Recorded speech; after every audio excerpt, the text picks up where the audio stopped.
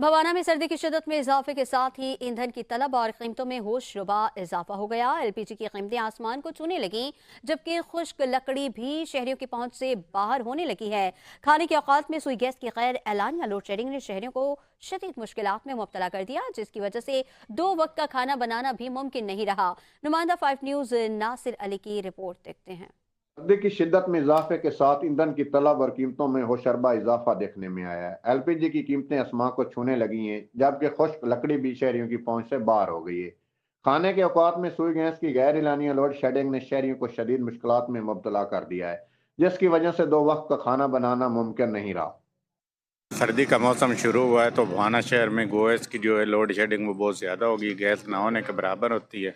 अगर गैस आए तो उसका प्रेशर इंतहाई कम होता है, जिसकी वजह से खाना नहीं बन सकता है। अगर हम लकड़ियां लेने के लिए जाएं तो लकड़ियों का जो रेट है वो 1300 से ले कर 1500 रुपये मन तक है, और वो भी गीली लकड़ी है। खुश्क लकड़ी जो है वो बिल्कुल नायाब हो चुकी है। खुश्क लकड़ी का जो मिलना है वो बिल्कुल नामुमकिन तकरीबन हो चुका है इस ठंडे और यख बस्ता मौसम में।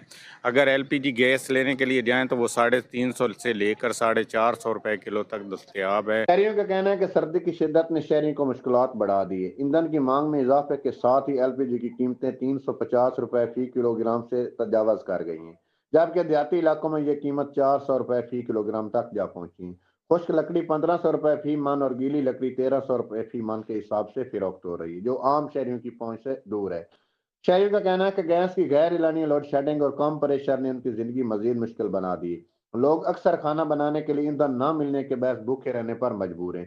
शहरियों ने हुकूमत से अपील की है कि एलपीजी की कीमतों को कम किया जाए, लकड़ी सस्ती की जाए, गैस की गैर एलानी लोड शेडिंग खत्म की जाए, वो अपनी बुनियादी जरूरियात पूरी कर सकें। कैमरामैन गुलाम अब्बास के साथ नासिर अली, 5 न्यूज़, भवाना।